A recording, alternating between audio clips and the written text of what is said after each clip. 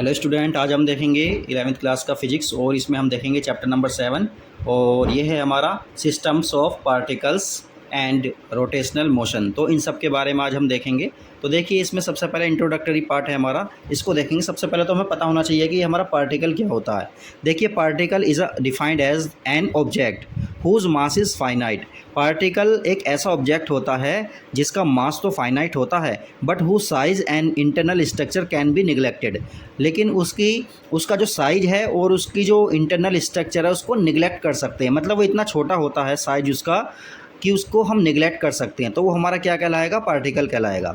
चलिए अब नेक्स्ट बात करते हैं हम सिस्टम। तो देखिए, सिस्टम क्या होता है हमारा? System is collection of a very large number of particles. System क्या है? कलेक्शन है। किसका कलेक्शन है? बहुत सारे पार्टिकल्स का। पार्टिकल्स कौन से वाले? जो हमने अभी देखे, जिनका साइज़ हम निग्लेजिबल मान सकते हैं लेकिन उनके अंदर कुछ फाइनाइट मास होता है, तो उन सब का कलेक्शन हमारा क्या कहलाता है? सिस्टम कहलाता है। इसी तरह से इंटरनल फोर्सेस के बारे में देखते हैं। देखिए, इंटरनल फोर्सेस हमारे क्या होते हैं? The mutual forces exerted by the particles of a system. मतलब जो सिस्टम होगा हमारा, उसमें पार्टिकल्स होंगे और वो पार्टिकल्स जो फोर्स एक्सर्ट करते हैं और वन अनदर, एक दूसरे के ऊपर, वो हमारा क्या कहलाता है? इंटरनल फोर्स कहलाता है। इसी तरह से एक्सटर्नल फोर्स क्या होता है? Outside force exerted on an object. जो फोर्स बाहर से लगता है किसी ऑब्जेक्ट पर, वो हमारा क्या कहलाता है? एक्सटर्नल फोर्स कहलाता है। इसी तरह से अब हम देखते हैं, इसमें जो ये टर्म है हमारी सेंटर ऑफ मास, बहुत इंपॉर्टेंट है, इसको हम देखते हैं। सेंटर ऑफ मास देखिए क्या होता है। चलिए यहाँ से देखते हैं। The centre of mass of a body is a point. Centre of मास किसी बॉडी का एक पॉइंट होता है। वेयर, जहाँ पर the whole mass of the body is supposed. जहाँ पर पूरी बॉडी का मास को हम क्या कर लेते हैं? ये एज्यूम कर लेते हैं कि सारा का सारा मास इसका इसी पॉइंट पर हमारा क्या है? कंसंट्रेटेड है। तो उसको हम क्या कहते हैं? उसको हम कहते हैं सेंटर ऑफ मास। इसको दोबारा समझते हैं।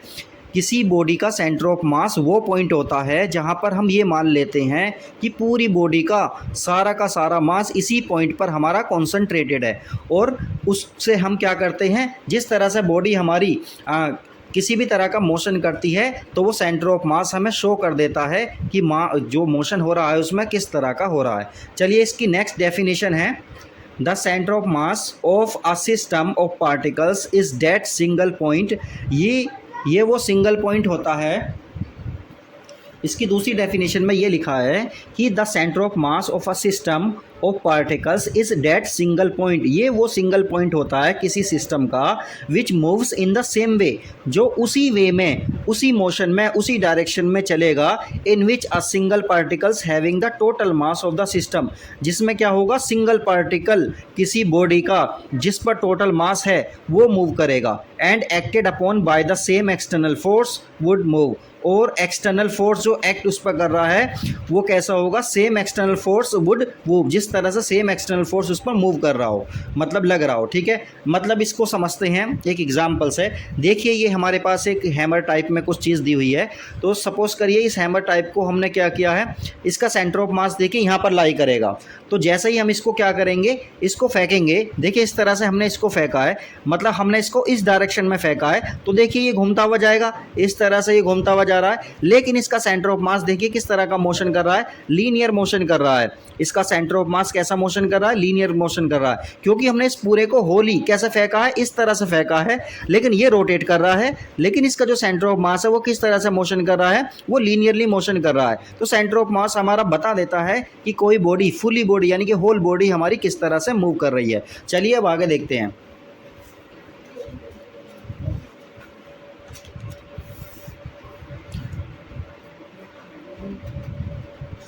देखिए, नेक्स्ट है हमारा centre of mass versus centre of gravity. Centre of मास और सेंटर ऑफ ग्रेविटी में क्या डिफरेंस होता है? ये एक दूसरे से किस तरह से अलग होते हैं। देखिए, the centre of mass of a body is point where whole mass of the body may be assumed to be concentrated. मतलब सेंटर ऑफ मास बॉडी का वो पॉइंट होता है जहाँ पर हम मान लेते हैं कि बॉडी का टोटल मास या होल मास वहाँ पर कॉन्सेंट्रेट कर रहा है उसी पॉइंट पर। लेकिन सेंटर ऑफ ग्रेविटी क्या है? ये वो पॉइंट होता है जहाँ पर हम मान लेते हैं कि पूरी बॉडी का जो वेट है वो उस पॉइंट पर क्या कर रहा है, हमारा लाई कर रहा है। तो इस तरह से दोनों में हमारा ये डिफरेंस है। इसके बारे में और भी दिया हुआ है, ये सब हम बाद में देखेंगे। अब नेक्स्ट देखते हैं हम centre of mass of a two particle system. अगर हमें हमारे पास दो पार्टिकल दिए हुए हैं, P1 पार्टिकल, P2 पार्टिकल, और देखिए P1 पार्टिकल जो है उसका मास है m1, P2 पार्टिकल उसका मास है हमारा m2, और इसी तरह से जो P1 है हमारा उसकी जो पोजीशन है ओरिजिन से वो r1 है। इसी तरह से जो P2 है हमारा पार्टिकल उसकी जो ओरिजिन से पोजीशन है वो r2 है। तो इस तरह से हम इस पूरे सिस्टम का P1 P2 वाले सिस्टम का हम सेंटर ऑफ मास किस तरह से निकालेंगे। तो सपोज करिए ये पॉइंट C पर लाई करता है और जो इसका सेंटर ऑफ मास होगा वो RCM होगा। तो इसका फॉर्मूला क्या होता है हमारा, RCM equal M1R1 plus M2R2 upon M1 plus M2। ये क्या होगा हमारा टू पार्टिकल सिस्टम का सेंटर ऑफ मास होगा। इस तरह से हम इसका फाइंड आउट कर सकते हैं अगर हमें ये पॉइंट वगैरह दिए हुए हों तो। इसी तरह से देखिए इसे कोऑर्डिनेट सिस्टम में देख लेते हैं, एक्स और वाई एक्सिस की फॉर्म में। XCM इसका क्या होगा, मतलब एक्स कोऑर्डिनेट क्या होगा सेंटर ऑफ मास का, M1x1 plus M2x2 upon M1 plus M2। इसी तरह से वाई कोऑर्डिनेट क्या होगा हमारा सेंटर ऑफ मास का, M1y1 plus M2y2 upon M1 plus M2। इस तरह से हम आसानी से ये फाइंड आउट कर सकते हैं। नेक्स्ट है हमारा अगर n पार्टिकल ऑफ सिस्टम हो तब क्या होगा।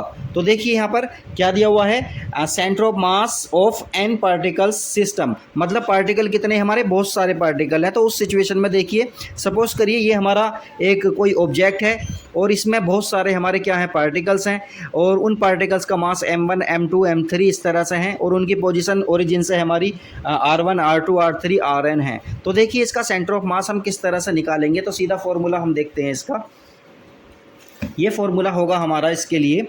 तो देखिए क्या फॉर्मूला होगा हमारा, RCM इक्वल होगा हमारा M1 R1 plus M2 R2 plus up to कहाँ तक चला जाएगा, जहाँ तक हमारे पार्टिकल्स होंगे, और अपॉन में क्या आ जाएगा हमारा M1 plus M2 plus M3 up to Mn तक आ जाएगा।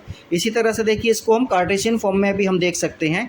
XCM हमारा क्या होगा, M1x1 प्लस M2x2 और ये कहाँ तक चला जाएगा, जहाँ तक भी हमारे पार्टिकल होंगे। सपोज करिए n पार्टिकल हैं तो n पार्टिकल तक चला जाएगा, और अपॉन में क्या आएगा इसका M1 plus M2 up to सारे जो पार्टिकल्स हैं हमारे उनका मास जो है क्या हो जाएगा, वो ऐड हो जाएगा। इसी तरह से y वाले कोऑर्डिनेट को निकाल सकते हैं और इसी तरह से z वाले कोऑर्डिनेट को भी आसानी से निकाला जा सकता है। तो चलिए अब हम आगे देखते हैं।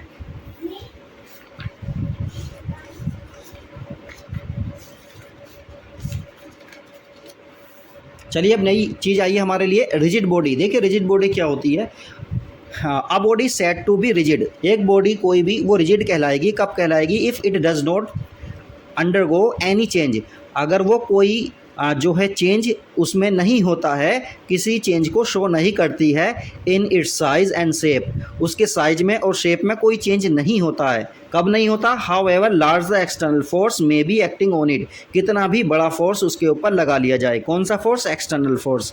मतलब कोई बॉडी हमारी रिजिड बॉडी कब कहलाएगी, जब उस पर कोई बहुत ज़्यादा लार्ज एक्सटर्नल फोर्स लगे और उस बॉडी के शेप और साइज़ में कोई चेंजिंग ना हो, तो बॉडी क्या कहलाती है, हमारी रिजिड बॉडी कहलाती है।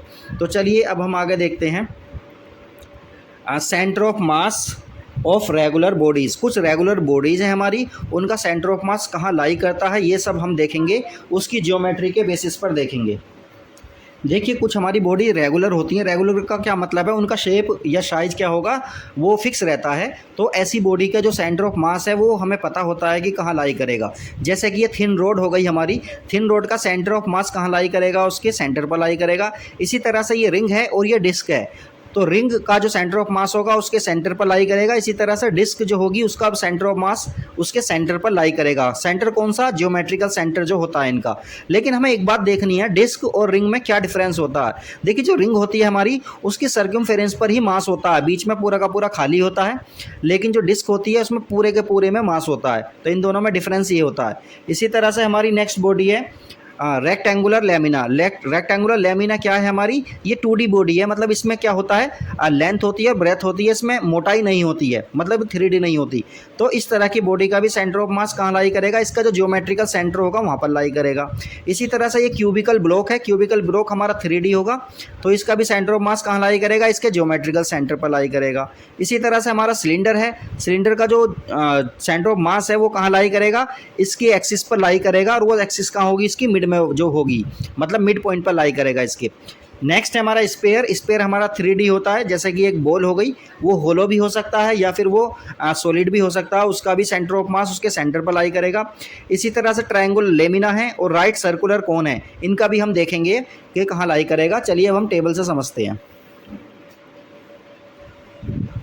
तो देखिए टेबल से हम समझेंगे। पहला है हमारा शेप ऑफ द बॉडी और दूसरे नंबर पर क्या है, पोजीशन ऑफ सेंटर ऑफ मास। तो किसका सेंटर ऑफ मास कहाँ लाई करेगा ये सब हम देखने वाले हैं। तो देखिए long thin road middle point of the road, मतलब रोड है एक हमारी, मिडल पॉइंट पर लाई करेगा इसके।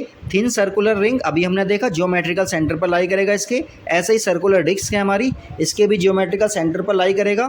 नेक्स्ट हमारा रेक्टेंगुलर लेमिना, तो point of intersection of diagonal, मतलब रेक्टेंगुलर लेमिना के जो डायगोनल्स होंगे जहां एक दूसरे को काटेंगे वहां पर हमारा क्या होगा, ये सेंटर ऑफ मास लाई करेगा। इसी तरह से नेक्स्ट है हमारा रेक्टेंगुलर क्यूबिकल ब्लॉक, ये इसके कहाँ लाई करेंगे, point of intersection of diagonals.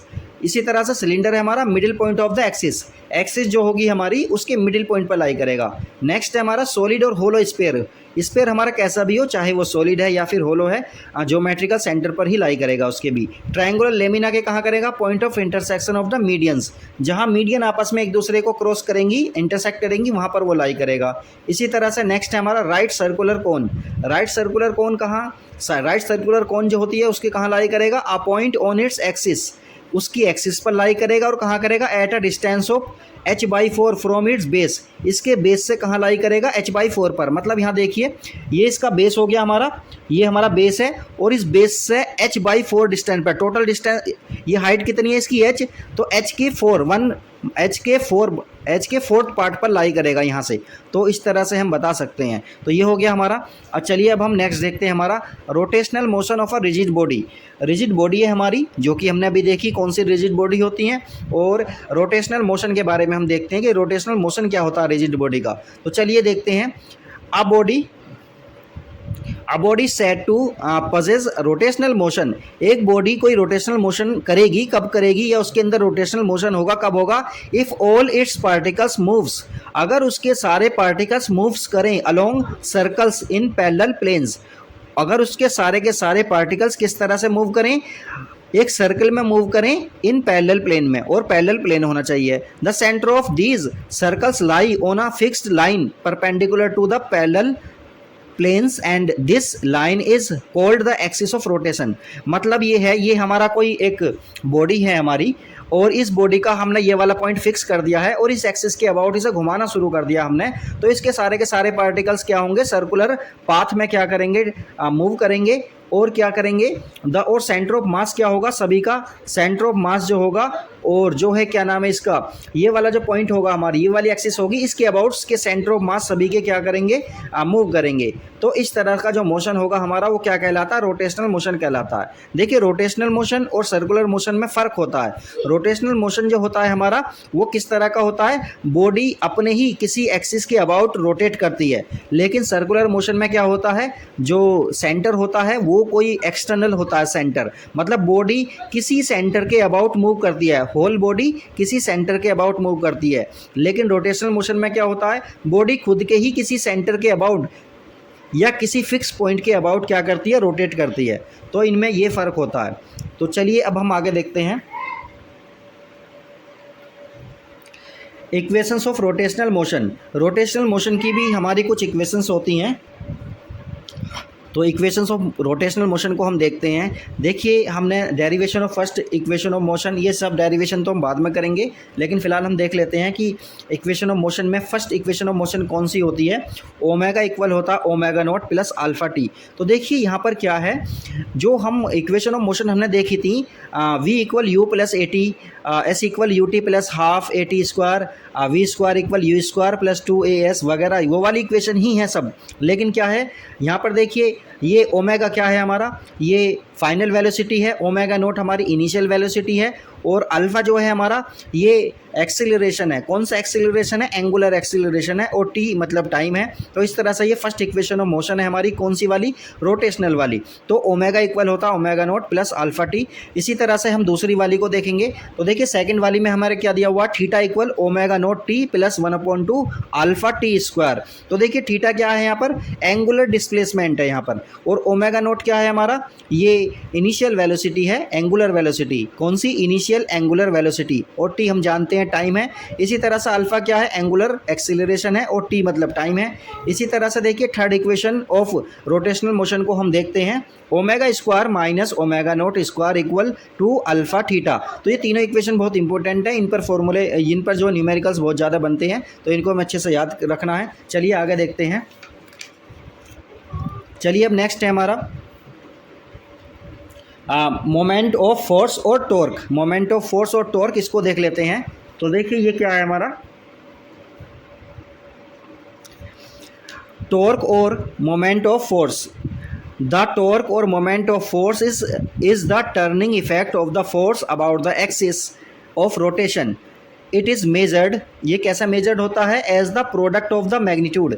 एक तो प्रोडक्ट होता है किसका? मैग्नीट्यूड का। किसके मैग्नीट्यूड का? Of the force. फोर्स का जो मैग्नीट्यूड होगा एक तो उसका प्रोडक्ट होगा, एंड द परपेंडिकुलर डिस्टेंस, और परपेंडिकुलर डिस्टेंस का प्रोडक्ट होगा between the line of the action of the force and the axis of rotation. मतलब जिस एक्सिस पर हमारा फोर्स लग रहा है, ये वाली एक्सिस पर फोर्स लग रहा है, और जहाँ पर इसका रोटेशन हो रहा है, रोटेशन वाली एक्सिस, इन दोनों के बीच का जो डिस्टेंस होगी उसके प्रोडक्ट के इक्वल होता है। तो इसका सीधा सीधा फॉर्मूला क्या बना? Tau equal f into d. F क्या है? फोर्स है। और डी क्या है? डिस्टेंस बिटवीन फोर्स वाली लाइन और जो है रोटेशन वाली लाइन है हमारी, उन दोनों के बीच का जो डिस्टेंस होगी वो डिस्टेंस हमारी डी होगी। द टॉर्क इक्वल होगा हमारा फोर्स इनटू लीवर आर्म। इसको लीवर आर्म भी बोलते हैं। तो इसकी डायमेंशन ऑफ टॉर्क क्या होगी हमारी?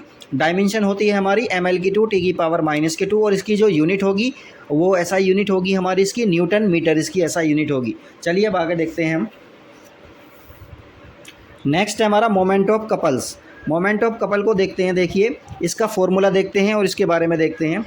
तो देखिए मोमेंट ऑफ कपल का क्या मतलब है? जब किसी बॉडी पर दो फोर्सेस लग रहे हों जिनका मैग्नीट्यूड इक्वल हो और उनकी डायरेक्शन अपोजिट हो, तो देखिए इस तरह का जो फोर्स होगा हमारा, देखिए ये ऊपर को लग रहा है, ये नीचे को लग रहा है, तो इसे क्या काम करेगा? घुमाने का काम करेगा। तो इसी को क्या बोलते हैं? मोमेंट ऑफ कपल बोलते हैं। तो देखिए मोमेंट ऑफ कपल इक्वल होता है हमारा force into perpendicular distance between two forces.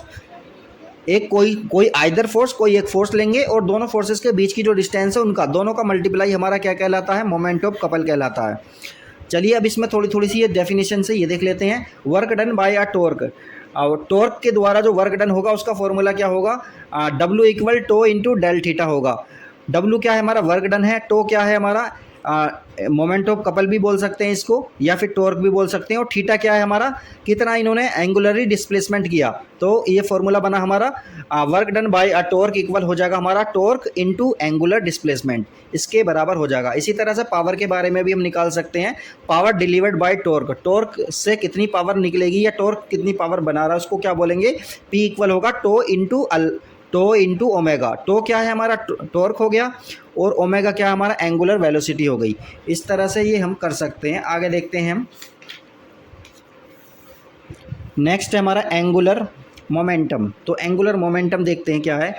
The angular momentum of a particle rotating. Angular momentum किसका? एक पार्टिकल का जो रोटेटिंग कर रहा है अबाउट एन एक्सिस, जो अपनी ही एक्सिस के किसी एक्सिस के अबाउट घूम रहा है, is defined as the moment of linear momentum of the particle about the axis. Defined as the moment of linear momentum. ये किसका मोमेंट है? लीनियर मोमेंटम का मोमेंट है किसी पार्टिकल का, तो वो क्या कहलाता है हमारा? एंगुलर मोमेंटम कहलाता है। तो एंगुलर मोमेंटम क्या है?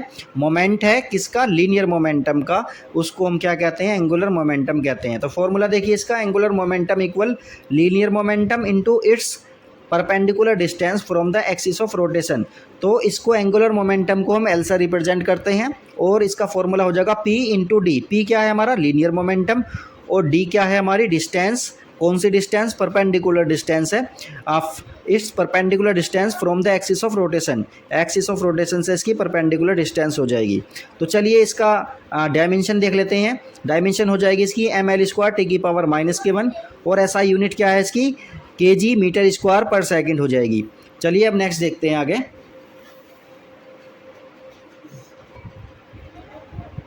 चलिए आगे देखते हैं। इसमें दिया हुआ relation between torque and angular momentum. Torque मतलब टो और एंगुलर मोमेंटम मतलब एल, दोनों में क्या रिलेशन है इसको देख लेते हैं। इसके पे भी बहुत ज़्यादा न्यूमेरिकल बनते हैं। तो देखिए इसका जो फॉर्मूला है हमारा, tau equal d l upon d t. ये वेक्टर इसलिए दे रखा क्योंकि वेक्टर क्वांटिटी है इसलिए वेक्टर दिया हुआ है। तो टो इक्वल है हमारा D l upon d t, ये एक जो है रिलेशन है, इसको हमें याद रखना है। तो चलिए आगे देखते हैं हम।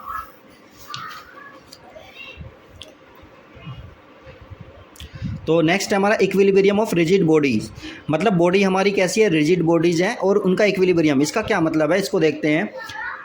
अ rigid body said to be in equilibrium, कोई भी रिजिड बॉडी हमारी इक्विलिब्रियम में कहलाएगी, कब कहलाएंगी, if both the linear momentum and the angular momentum, मतलब उसके लीनियर मोमेंटम और angular momentum of the rigid body remain constant with time, time के साथ क्या रहेंगे, वो कांस्टेंट रहेंगे। मतलब कोई भी रिजिड बॉडी हमारी इक्विलिब्रियम में कहलाएगी, कब कहलाएगी, जब उसके जो मोमेंटम है हमारे, कौन कौन से मोमेंटम, लीनियर और एंगुलर, दोनों मोमेंटम हमारे टाइम के साथ कांस्टेंट रहेंगे।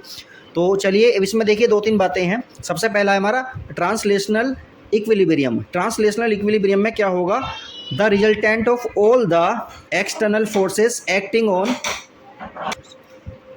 तो देखिए ट्रांसलेशनल इक्विलिब्रियम में क्या होगा, the resultant of all the external forces acting on the body must be zero, मतलब जितने भी एक्सटर्नल फोर्सेस किसी बॉडी पर लगे हुए हैं उनका रिजल्टेंट कितना होगा, सभी का जीरो होगा।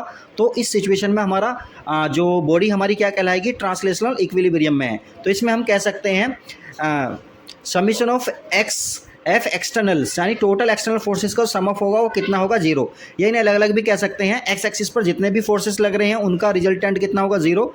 वाई एक्सिस पर जितने भी लग रहे हैं उनका भी जीरो, और जेड एक्सिस पर जो लग रहे हैं उनका भी क्या होगा, जीरो होगा। तो इस तरह से हमारी बॉडी क्या कहलाएगी, ट्रांसलेशनल इक्विलिब्रियम में कहलाएगी। चलिए नेक्स्ट है हमारा रोटेशनल इक्विलिब्रियम। रोटेशनल इक्विलिब्रियम में क्या होगा, देखिए the resultant of torque, the resultant of torques due to all the forces, मतलब सभी फोर्सेस की वजह से उस पर टॉर्क लगेगा, acting on the body, body पर about any point must be zero. तो टॉर्क कितना होना चाहिए, जीरो होना चाहिए। तो टॉर्क एक्सटर्नल जो होगा उनका सम अप कितना होगा, सभी का जीरो होगा। और टॉर्क का फॉर्मूला हम जानते हैं क्या होता है, आर इंटू एफ होता है। तो ये इनका प्रोडक्ट क्या होगा, हमारा टोटल का टोटल जीरो होगा। इस तरह से क्या होगा, हमारा बॉडी हमारी रोटेशनल इक्विलिब्रियम में कहलाएगी। चलिए अब नेक्स्ट देखते हैं हम। नेक्स्ट है हमारा मोमेंट ऑफ इनर्शिया। तो देखिए मोमेंट ऑफ इनर्शिया के बारे में बात करेंगे। मोमेंट ऑफ इनर्शिया क्या होता है, the moment of inertia of a rigid body about a fixed axis is defined as the sum of the product. ये सम है, किसका सम है, प्रोडक्ट का, किसके प्रोडक्ट का, मास का और particles constituting the body and the square of the respective distance. मतलब एक तो ये मास का प्रोडक्ट है और उनके बीच की जो डिस्टेंस है उसके स्क्वायर का मतलब उसके प्रोडक्ट का सम है। मतलब इसको इस तरह से समझिए, तो डेफिनेशन तो ये हो गई हमारी, इसको इस तरह से समझ सकते हैं।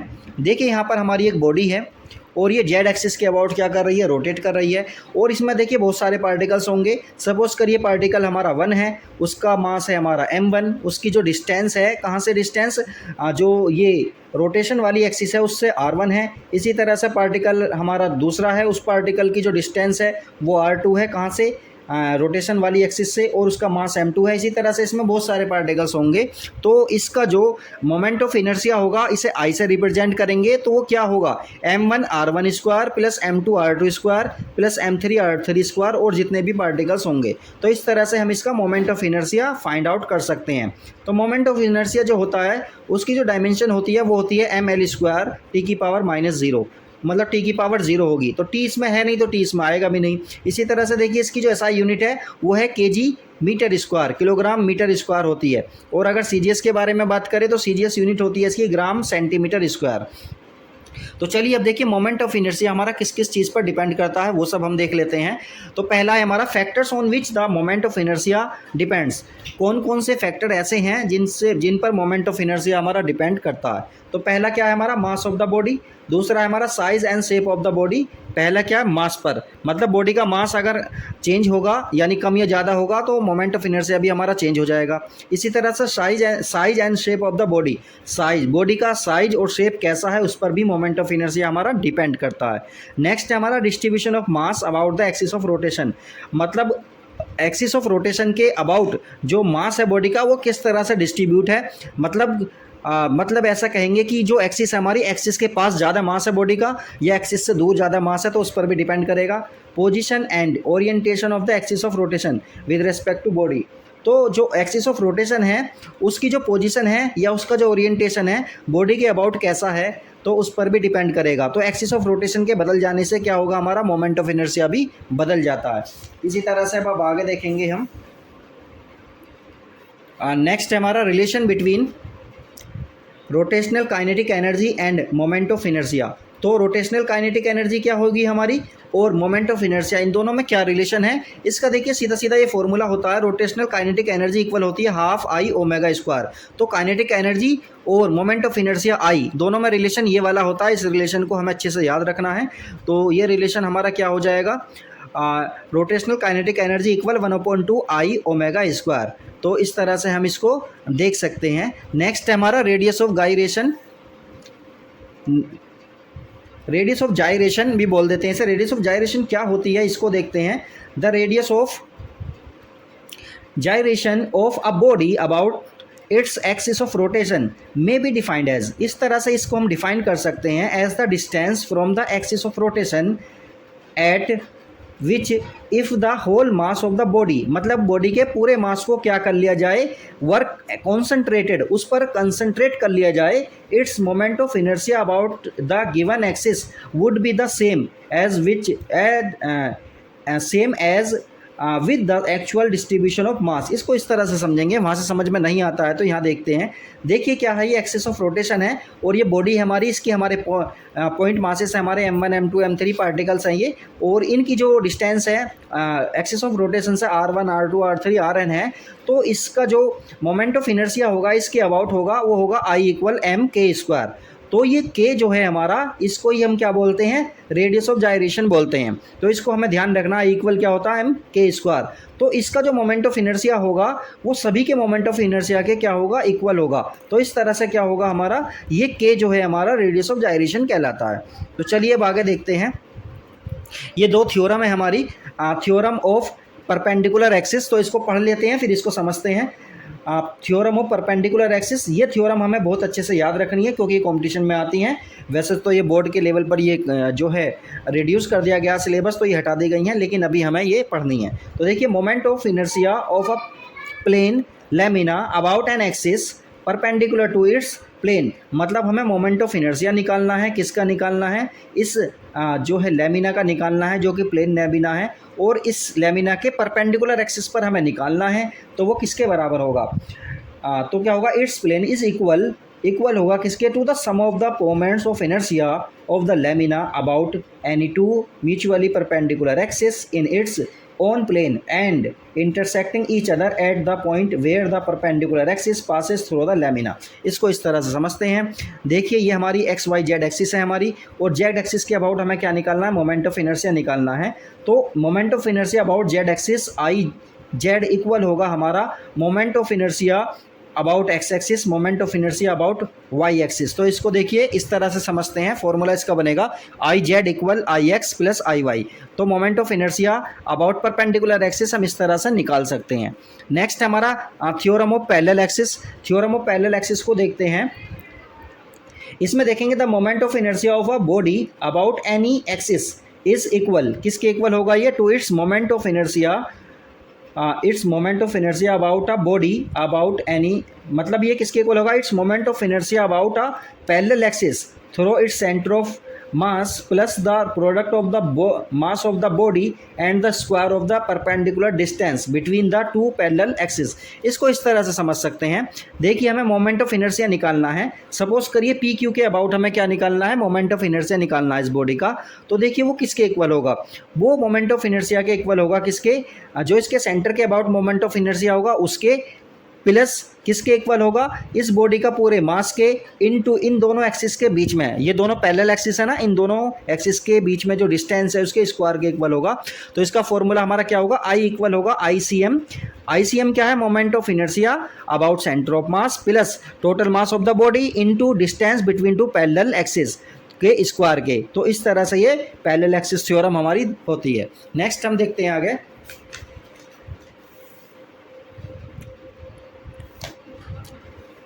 देखिए अब हमारी कुछ बॉडीज़ हैं हमारी, उन बॉडीज़ का हम क्या देखेंगे, मोमेंट ऑफ इनर्शिया देखेंगे और अलग अलग एक्सिस पर देखेंगे।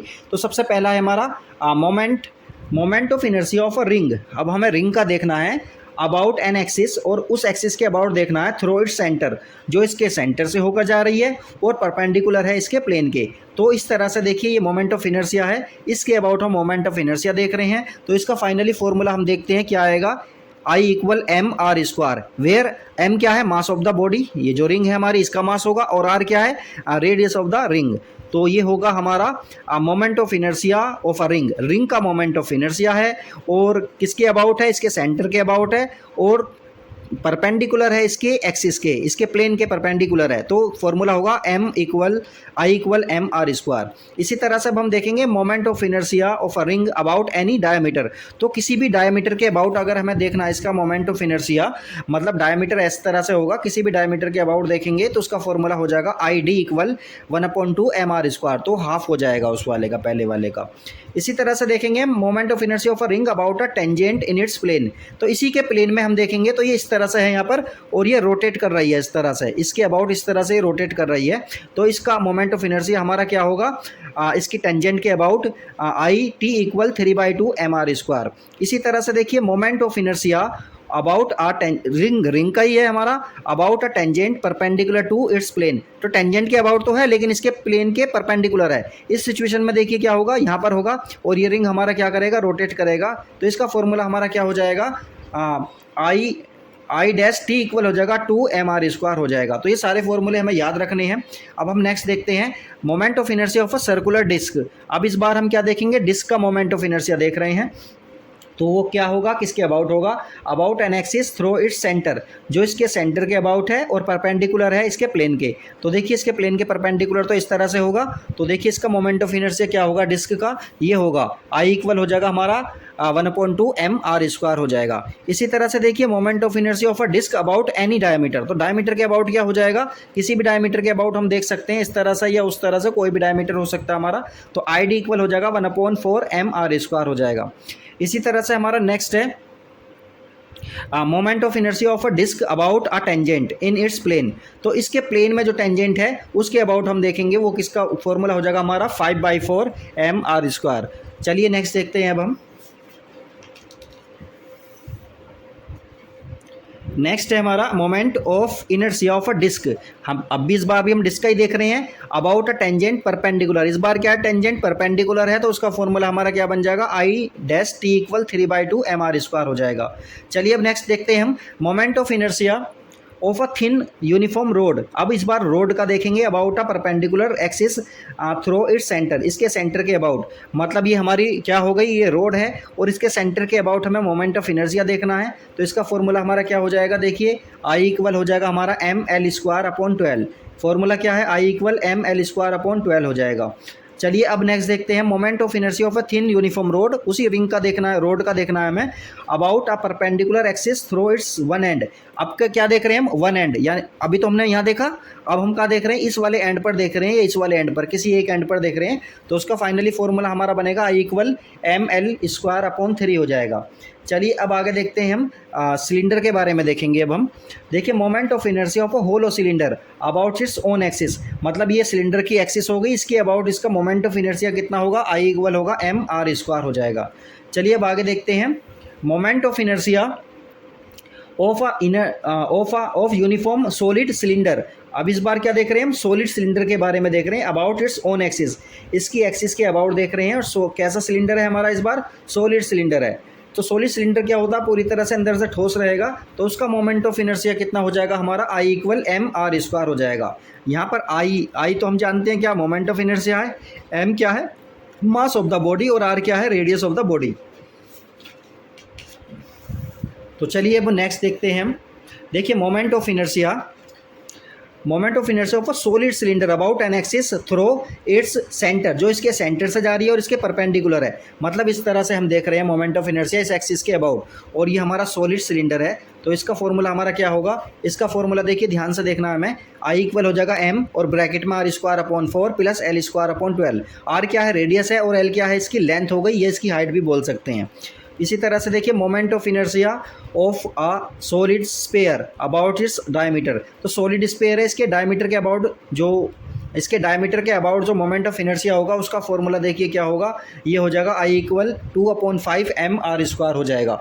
और इसी तरह से देखिए इसका दूसरा हुआ था moment of inertia of the solid sphere about a tangent. Tangent के अबाउट का क्या मतलब है, मतलब यहाँ पर या किसी एक जगह पर क्या करेगा, ये इसके सेंटर पर नहीं है बल्कि टेंजेंट पर है, तो उसका मोमेंट ऑफ इनर्शिया हो जाएगा I इक्वल या IT इक्वल 7/5 mr² हो जाएगा। तो चलिए अब हम आगे देखते हैं। चलिए अब हम देखते हैं relation between torque end moment of inertia. Torque मतलब टो और मोमेंट ऑफ इनर्शिया में क्या रिलेशन है, तो देखिए इसके लिए क्या फॉर्मूला हमारा, टो इक्वल आई अल्फ़ा। तो टो क्या है हमारा, टॉर्क, और आई क्या है, moment of inertia into angular acceleration. तो ये फॉर्मूला हमारा बन जाएगा। इसी तरह से अब हम आगे देखते हैं relation between angular momentum, moment of inertia and angular velocity. तो देखिए इन सब का आपस में क्या रिलेशन होगा, यहाँ पर देखते हैं। इसका फॉर्मूला हमारा L इक्वल आई ओमेगा। L क्या है हमारा एंगुलर मोमेंटम, I क्या है हमारा MI मोमेंट ऑफ इनर्शिया, और ओमेगा क्या है एंगुलर वेलोसिटी। तो ये फॉर्मूले हमारे छोटे छोटे हैं लेकिन बहुत ज़्यादा इंपॉर्टेंट हैं। तो चलिए अब आगे देखते हैं। देखिए conservation of angular momentum, angular momentum का कंजर्वेशन हम देखेंगे। तो देखिए इसमें क्या, law of conservation of angular momentum. इसमें देखिए एल जो है हमारा एंगुलर मोमेंटम हमारा कांस्टेंट रहेगा। इसका मतलब क्या, एंगुलर मोमेंटम जो हमारा कांस्टेंट रहेगा तो उसका फॉर्मूला क्या होता है, I1 omega 1 equal I2 omega 2 रहेगा। तो देखिए इसमें एक चीज़ बढ़ेगी तो दूसरी क्या हो जाएगी, घट जाएगी। तो इसके कुछ एग्जाम्पल्स देख लेते हैं। मतलब देखिए a man carrying heavy weights in his hands and standing on a rotating turntable can change the angular speed of the turn table. मतलब क्या है, देखिए आपने ये देखा होगा सर्कस वगैरह में। तो देखिए इस पर क्या होता है, ये एक जो है एक मैन खड़ा रहता है और इसके दोनों हाथों में वेट रहता है, हैवी वेट रहता है, और ये रोटेटिंग होती है, ये घूमती रहती है। तो देखिए क्या होगा, जैसे ही ये दोनों चीज़ों को अपने पास में ले आएगा, जैसे करीब में ले आया, तो इनकी स्पीड क्या हो जाती है, बहुत ज़्यादा बढ़ जाती है। और जैसे ही अपने हाथों को खोलेगा तो क्या होगा, रेडियस बढ़ेगी तो क्या होगा, हमारा जो आई है वो हमारा कम हो जाएगा। तो मतलब आई कम, रेडियस बढ़ने पर क्या होगा, आई बढ़ेगा और ओमेगा हमारा कम हो जाएगा, क्योंकि फॉर्मूला क्या होता है, आई ओमेगा होता है। मतलब एंगुलर मोमेंटम क्या होता है, एल इक्वल होता है आई ओमेगा। एक बढ़ेगा तो दूसरा क्या होगा, घटेगा। मतलब क्या है, अगर हमारा आर बढ़ेगा तो आई बढ़ेगा तो ओमेगा हमारा कम हो जाएगा। इसी तरह से देखिए जब अपने हाथों को पास करता है तो ये बहुत तेज़ घूमने लगता है, जब हाथों को दूर करता है तो ये बहुत धीरे धीरे घूमना शुरू कर देता है। और भी इसके कई एग्जाम्पल हो सकते हैं। तो अब हम नेक्स्ट टॉपिक देखते हैं अपना, ये लास्ट टॉपिक है हमारा, रोलिंग मोशन। रोलिंग मोशन का क्या मतलब है, rolling motion can be regarded as the combination of pure rotation and pure translation. मतलब ये रोलिंग मोशन जो है ये क्या है, हमारा कॉम्बिनेशन हो सकता है किस का, प्योर रोटेशन का और प्योर ट्रांसलेशन का। तो देखिए ट्रांसलेटेड मोशन कैसा होता है हमारा, ये ट्रांसलेटेड मोशन है, मतलब बॉडी हमारी चल रही है तो ये ट्रांसलेटेड मोशन है, और ये है हमारा रोटेशनल मोशन। तो दोनों का हम देख लेते हैं। देखिए इसमें हम टॉप पर देखेंगे कि टॉप पर जो स्पीड होगी हमारी इसकी कितनी होगी, ये देख लेते हैं। वी टॉप इक्वल होगा आर ओमेगा प्लस वी सी एम। तो आर ओमेगा वी सी एम क्या होगा हमारा, इसका फॉर्मूला देखिए, आर ओमेगा मतलब वी सी एम प्लस वी सी एम, दोनों का समअप हो जाएगा तो 2 वी सी एम। इसका कितना आ जाएगा, मतलब टॉप पर जो स्पीड होगी हमारी 2 वी सी एम होगी। मतलब जो सेंटर ऑफ मास की जो वेलोसिटी होगी वही इसकी हो जाएगी और डबल हो जाएगी उसकी। इसी तरह से देखिए ये हमारा है finally solid cylinder rolling down an inclined plane without slipping. मतलब ये हमारा एक इंक्लाइंड प्लेन है और इस पर एक सिलेंडर क्या कर रहा है, बिना स्लिप हुए क्या कर रहा है, रोलिंग मोशन करते हुए नीचे आ रहा है। तो देखिए इस पर ये बहुत सारे फोर्सेस लगेंगे। एम जी इसका नीचे को वर्क करेगा, एम जी कोस थीटा इधर वर्क करेगा, और एम जी साइन थीटा यहाँ वर्क करेगा, नॉर्मल रिएक्शन यहाँ वर्क करेगी, और ये अल्फ़ा क्या है हमारा, इसका एंगुलर रोटेशन है, और ये है क्या है हमारा, इस पर फ्रिक्शन लगा हुआ है। तो ये सब है हमारा। तो देखिए इस पर फाइनली देख लेते हैं, इसकी जो हम वेलोसिटी, ये एक्सेलरेशन है वो निकालते हैं। एक्सेलरेशन होता है हमारा इसका 2/3 जी साइन थीटा होता है, और काइनेटिक एनर्जी भी हम इसकी रोलिंग मोशन की निकाल सकते हैं। तो ये कितनी होगी हमारी kinetic energy, half m v C m square plus 1/2 I omega square. इसी तरह से देखिए फाइनली इसका फॉर्मूला निकाल लेंगे, के इक्वल 1/2 एम वी सी m square plus 1 plus k square upon r square. तो इस तरह से ये फाइंड आउट कर सकते हैं। ये चैप्टर तो हमारा कंप्लीट हो गया है और इसको आप इंट्रोडक्टरी पार्ट के फॉर्म में देखेंगे तो काफ़ी कुछ समझ में आएगा। फिर इसे हम डिटेल में पढ़ेंगे तो वहाँ से और अच्छा समझ में आएगा। तो इस इंट्रोडक्टरी पार्ट के बेसिस पर आप कुछ न्यूमेरिकल्स वगैरह इसकी आसानी से कर सकते हैं। तो चलिए फिर कभी हम नेक्स्ट चैप्टर करेंगे और इसको इंट्रोडक्टरी पार्ट के फॉर्म में ही देखें। ओके, वीडियो को लाइक करें, चैनल को सब्सक्राइब करें और ज़्यादा से ज़्यादा शेयर करें, कमेंट करें। कुछ समझ में नहीं आता तो आप कमेंट कर सकते हैं। ओके।